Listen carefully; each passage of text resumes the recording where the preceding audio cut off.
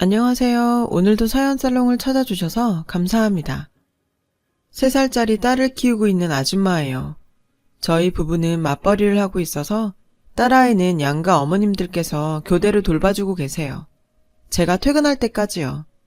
저희 딸은 외할머니 댁에 가는 것보다 친할머니 댁에 가는 날을 더 좋아해요. 물론 엄마와 어머님 둘 다 손녀를 너무나 사랑해 주시지만 딸아이가 이러는 데에는 이유가 있어요. 바로 친할머니 있는 집에는 딸아이가 좋아하는 사촌 언니가 있기 때문이죠. 바로 제 시누이의 딸이요. 조카는 9살이에요. 나이답지 않게 의젓하고 예쁘고 착하죠. 책임감도 강하고 철이 정말 빨리 들어서 저나 남편에게도 예의 바르게 잘하고 제 딸도 잘 돌봐주곤 해요. 저희 딸이 아직 어려서 솔직히 귀찮을 법도 한데 싫은 내색 한번 안 하고 잘 데리고 놀더라고요. 명절 때도 어른들이 음식하고 상 차리는 동안 언제나 조카가 제 딸을 돌봐줘요. 그래서 저는 시댁 가면 참 편해요. 제 딸이 조카처럼만 자라주면 소원이 없겠더라고요. 그러면서도 한편으로는 그런 조카를 볼 때마다 안쓰러운 마음이 들기도 해요. 어린애가 너무 철이 일찍 든 것 같아서요. 시누이도 가끔씩 그런 말을 하더라고요. 명절에 아이들 재워놓고 술 한잔 기울이며 얘기하다 보면 시누이는 어김없이 조카 얘기를 하며 눈물을 보여요. 언니, 내가 우리 수연이한텐 죄인이야. 애는 애다워야 하는데 수연이는 안 그래요. 지금껏 한 번도 떼쓴 적이 없어요. 내가 그렇게 힘들어 보이는 걸까요? 어린 수연이 눈에도 티날 만큼? 사실 조카는 아빠가 없어요. 시누이가 미혼모거든요. 제가 처음 시누이를 만난 건 시누이가 22살 때였어요. 당시 시누이는 풋풋한 대학생이었죠. 저는 남편과 동갑이고 25살에 회사에서 만났어요. 지금도 같은 회사에 다니고 있고요. 처음 남편에게 시누이를 소개받았을 때 시누이가 좋은 사람이라는 걸 알았어요. 생글생글 웃으면서 배려심도 많고 분위기를 밝게 만드는 사람이었거든요. 한참 멋부리는 거 좋아할 나이인데도 아르바이트 월급을 늘 부모님 선불이나 주변 사람들을 위해 쓰더라고요. 저도 그런 시누이를 제 친동생처럼 생각하면서 언니처럼 챙겨주었어요. 남편 모르게 용돈도 챙겨주고 가방이나 신발을 사주기도 했죠. 시누이한테는 아깝지 않았거든요. 저는 남편이랑 3년을 연애했어요. 시부모님이 좋은 분들이셔서 결혼 준비를 하면서 얼굴 붉힐 일이 없었어요. 결혼식을 몇 달 안 남겨둔 어느 날이었죠. 저는 남편과 함께 시댁에 갔어요. 그때 이미 자연스럽게 집도 드나들며 며느리 노릇을 하고 있을 때였거든요. 게다가 남편이랑 사내 연애를 했었으니 퇴근도 같이 하는 날이 많아서 퇴근길에 들러 밥을 먹곤 했거든요. 그날은 어머님이 갈비찜을 하셨다며 저녁 먹으러 오라고 하신 날이었어요. 남편과 함께 집으로 들어갔는데 평소와 달리 집안 분위기가 심상치 않다는 걸 느낄 수 있었죠. 식탁에는 차리다 만 듯 수저 몇 벌이 놓여 있었고 가스불은 조리 도중에 꺼진 것처럼 냄비에서 연기가 모락모락 나고 있었죠. 그리고 거실 바닥에 시누이가 무릎을 꿇고 앉아 있었어요. 고개를 푹 숙인 채 말이죠. 당시 시누이는 대학을 졸업하고 회사에 취직해 직장 생활을 하고 있었어요. 그런 시누이의 모습에 전 놀랐어요. 남편이 먼저 나서서 물었죠. 엄마, 아버지, 무슨 일이에요? 주연이 너는 왜 그러고 있어? 그러자 아버님은 한숨을 푹 내쉬시면서 잠시 바람 좀 쐬고 와서 얘기하자. 아버님은 밖으로 나가셨고 어머님은 울기만 하셨어요. 저는 어머님께 다가가 달래드렸죠. 남편은 시누이한테 가서는 무슨 일이냐고 물었고요. 그러자 시누이가 고개를 들었어요. 동그랗고 고운 얼굴이 눈물 범벅이 되어 빨갛게 부어 있었어요. 토끼처럼 빨개진 눈에서 눈물이 하염없이 흘러내렸죠. 저는 너무 놀라서 어머님도 잊고 시누이한테 달려갔어요. 무슨 일이냐고 물었지만 시누이는 좀처럼 말을 하지 않았어요. 그러자 어머님이 입을 여셨죠. 주연이가 임신했단다. 그 순간 저도 남편도 아무 말도 못하고 벙찐 표정으로 시누이를 봤어요. 시누이한테 만나는 사람이 있다는 것조차 모르고 있었거든요. 그런데 난데없이 임신이라니요. 먼저 정신을 차린 건 남편이었어요. 아니, 미성년자도 아닌데 그게 뭐? 물론 갑작스러운 일이긴 하지만 그렇다고 큰일 난 것도 아니잖아. 우선 애 아빠랑 상의를 해야지. 네 남자친구 연락처 좀 줘. 그러자 신우이는 울면서 그러더군요. 지우래. 자기가 돈 줄 테니까 지우래.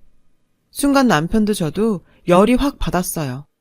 어린애도 아니고 임신시켜놓고 무작정 돈으로 때우겠다? 이게 말이 돼요? 그 자식 번호가 뭐야? 남편은 빨리 애 아빠 연락처를 내놓으라고 소리쳤어요. 저도 애 아빠가 누군지 알아야 만나서 얘기하고 그쪽 부모님과도 상의할 게 아니냐고 남편을 거들었어요.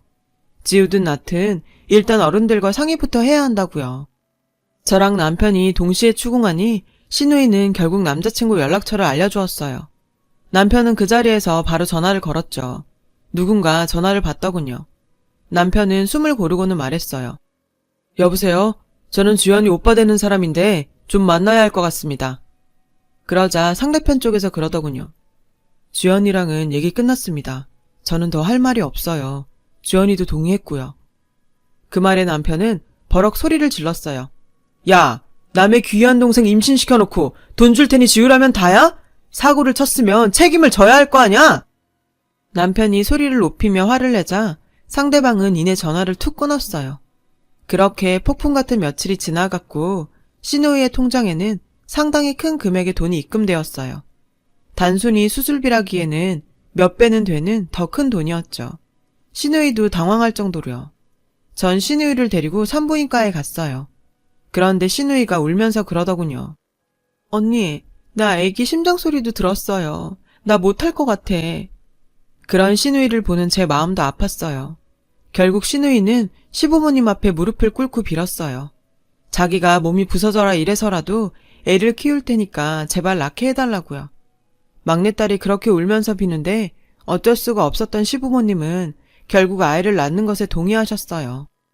저희 결혼식도 신우이 안정기 접어들 때까지 몇 달 미뤄서 진행했고 신우이는 혼자 태교를 하고 조카를 출산했어요. 아이 아빠한테는 죽었다고 할 거예요. 절대 안 보여줄 거예요. 그래, 그렇게 돈으로 때우려는 무책임한 놈은 애 볼 자격도 없어. 신우이의 말에 저도 맞장구를 쳐주었죠. 신우이는 본인이 말한 대로 정말 열심히 일했어요. 아기가 100일도 되기 전에 몸을 추스르고 회사에 복귀를 했어요. 근무 시간 동안은 어머님이 조카를 봐주셨고 퇴근 후에는 신우이가 육아를 병행했어요. 저도 시간이 날 때마다 조카를 돌봐주었고요. 사실 신우이가 출산을 한 뒤 남편이랑 몰래 아이 아빠에 대해서 알아보려고 했었어요. 신우이 친구들한테도 물어봤지만 다들 아는 게 별로 없더라고요. 결국 아빠가 누군지 알아내지 못했죠. 남편은 그놈이 눈앞에 나타나기만 하면 가만 안 둔다고 이를 득득 갈았어요. 그러던 어느 날이었어요. 퇴근길에 딸을 데리러 친정집으로 가는 중이었어요. 그때 어머님한테 전화가 걸려왔어요. 지금 잠깐 집으로 와달라고 하셨죠. 어머님 목소리가 심상치 않아서 무슨 일이 있나 싶었어요. 저는 친정엄마한테 전화를 걸어서 딸을 조금만 더 봐달라고 부탁드리곤 시댁으로 향했어요. 시댁에는 어머님이 혼자 계셨어요. 그런데 안절부절 못하고 계시더라고요. 무슨 일이 있냐고 물었더니 어머님이 제 손을 덥석 잡으시며 그러시더라고요. 오늘 누가 집으로 찾아왔었어. 자기가 수연이 아빠 변호사라더라. 순간 너무 놀라서 네? 하고 소리를 크게 질러버렸어요. 어머님은 아직도 진정이 안 되시는지 횡설수설 하시며 설명하셨어요. 아까 낮에 양복배 입은 양반이 우리 집에 왔더라. 김누구 씨 변호사라면서. 그래서 그 사람이 누구냐고 물었더니 우리 수연이 이름을 말하면서 수연이 생부라고 그러는 거야. 조카는 신우이 성을 사용하고 있었어요. 그런데 그 성까지 정확히 얘기하는 걸 보면 신우이와 조카를 아는 사람이 보낸 건 맞는 것 같았어요. 어머님은 입술을 달차기시며 말했어요. 그런데 그 변호사가 이상한 말을 하지 뭐니. 유언장을 집행해야 한다나? 그러면서 언제 시간을 내서 자기 사무실에 수연이랑 주연이를 보내달래. 그러면서 명함도 주고 갔어. 어머님이 제게 명함을 내미셨어요. 그 명함에는 법무법인이라는 단어와 함께 변호사 누구누구라고 이름이 적혀 있었어요. 하지만 제 머릿속에 박힌 건 유언장이라는 단어였죠. 죽음과 깊게 연관된 그 단어를 듣는 순간 뭔가 불길함을 느꼈거든요. 어머님, 이거 제가 그이랑 얘기해 볼게요. 일단 아가씨한테는 아무 말씀 마세요. 수연이도 아무 얘기 못 듣게 하시고요. 어머님은 알겠다시며 알아보고 연락하라고 하셨어요. 친정들러 딸아이를 데리고 온 저는 남편이 퇴근하기만을 기다렸어요. 남편이 오자 저는 어머님께 들은 얘기를 그대로 전달해 주었어요. 남편도 처음에는 저와 똑같은 반응을 보였어요. 조카의 생부도 아니고 생부의 변호사가 찾아왔다고 하니 놀라는 게 당연하죠. 왜 직접 오지 않았지? 유언장 얘기는 또 뭐고? 하며 의아해했어요. 이거 아가씨한테 얘기해야 하나? 아무래도 아가씨랑 관련된 일인데 얘기해야 하는 거 아니야? 그래도 그런 놈 기억해봤자 좋을 거 하나 없을 텐데. 남편과 저는 그 문제를 두고 그날부터 몇 날 며칠 고심을 했어요. 그리고 결정을 내렸어요. 아픈 기억을 되살리는 일일 수도 있지만 어쨌든 결정은 당사자가 해야 하는 일이라서 신우이한테 얘기하기로요. 그래서 신우이를 불러 얘기해 주었어요. 신우이는 예상대로 많이 놀라더군요. 그 사람이 직접 연락한 건 없었어? 그런 건 없었고 변호사 혼자 왔었다고 얘기했어요. 신우이는 침착하게 상황을 받아들였죠. 며칠 뒤 신우이와 저는 회사에 월차를 내고 변호사를 만나러 갔어요. 당신이 김호진 씨 변호사시라고요? 신우이가 물었어요. 그러자 변호사가 대답했어요. 네, 제가 김호진 씨 변호사였습니다. 변호사는 변호사다가 아니라 변호사였다라고 했어요. 과거형의 말에 신우이가 뭔가 이상함을 감지했는지 제 손을 꽉 잡았죠. 그런데 저랑 제 딸아이를 찾으신 이유가 뭐죠? 변호사는 서류 봉투를 하나 가져왔어요. 놀라실 수도 있으시겠지만 침착하게 들어주세요. 김호진 씨가 몇 달 전에 사망하셨습니다. 갑작스런 부고에 신우이의 몸이 딱딱하게 굳었어요. 저 역시 놀라서 신우이의 팔을 꽉 붙잡았어요. 김호진 씨가 남기신 유언장에 전 재산을 정주연 씨와 따님이신 정수연 양에게 상속하신다고 하셨습니다. 그리고 김호진 씨 명의의 아파트도 정주연 씨 명의로 바꾼다고 남기셨고요. 신우이는 기를 쓰고 정신을 차리려고 노력했어요. 그럼에도 몸을 미세하게 떨었죠. 변호사는 그런 신우이를 안쓰러운 눈으로 보더니 서류 봉투에서 무언가를 꺼냈어요. 편지 봉투였어요. 김호진 씨께서 유언장을 집행할 때 정주연 씨께 드리라고 하신 겁니다. 여기서 읽어보시겠습니까? 라고 하길래 신우이는 떨리는 손으로 편지 봉투를 받아들었어요. 그리고 망설이다가 이내 편지 봉투를 뜯고 안에 든 편지를 꺼냈죠. 얼핏 보니 꽤 긴 내용이 적혀 있었어요. 신우이는 편지를 읽어내려갔어요. 그리고 신우이의 눈에 눈물이 고이기 시작하더니 결국 신우이는 손에 얼굴을 묻고 오열하기 시작했죠. 제가 괜찮겠냐고 물으니 신우이는 제 어깨에 기대어서 한참을 울다가 언니, 나 이제 어떡해? 나 이제 어떻게 살아? 하고 울더군요. 저는 신우이 손에 들린 편지를 잡아채서 읽기 시작했어요. 편지에는 놀라운 내용이 적혀 있었어요. 편지의 내용은 이러했어요. 지연아, 내가 못나서 미안하다. 너랑 헤어질 당시 부모님께서 아이랑 너를 포기하고 회사를 물려받으면 너한테 거액의 돈을 주겠다고 하셨었어. 그래서 우린 나이도 어리니까 차라리 너한테 그 돈을 주고 네 인생을 살게 하는 게 나을 거라고 생각했었어. 그래서 내가 나쁜 놈이 되기로 하고 너랑 연락도 끊은 거야. 그런데 1년 뒤 내가 우리 아기까지 낳았다는 말을 듣고 너무 놀랐어. 가슴이 무너지는 것 같았어. 당장 너한테 가고 싶었는데 차마 그럴 수가 없더라. 그래서 열심히 일해서 회사에서 자리 잡고 꼭 너한테 용서를 빌러 가겠다고 다짐했었어. 그런데 인생 참 웃기더라. 열심히 사니까 그게 또 독이 되었는지 내가 암에 걸렸지 뭐니. 병원에서는 1년을 얘기하더라. 그런데 내가 악착같이 몇 년을 버텼어. 너랑 우리 딸한테 건강한 몸으로 찾아가고 싶어서. 그런데 이제 정말 얼마 안 남은 것 같아. 이거 쓰는데도 정신이 왔다 갔다 하거든. 주연아, 너는 더러운 돈이라고 할 수도 있겠지만 내가 해줄 수 있는 게 이것뿐이라서 미안하다. 그리고 우리 딸 잘 키워줘서 고마워. 대학 동기가 가끔 수연이 사진을 보내줬어. 딸은 너무 예쁜데 너만큼은 아니더라. 주연아, 나는 너밖에 없었고 지금도 그래. 내가 후회되는 게 있다면 죽는 순간에도 너와 아이를 지켜주지 못했다는 거야. 정말 미안하고 우리 딸한테도 아빠가 정말 사랑한다고 전해줘.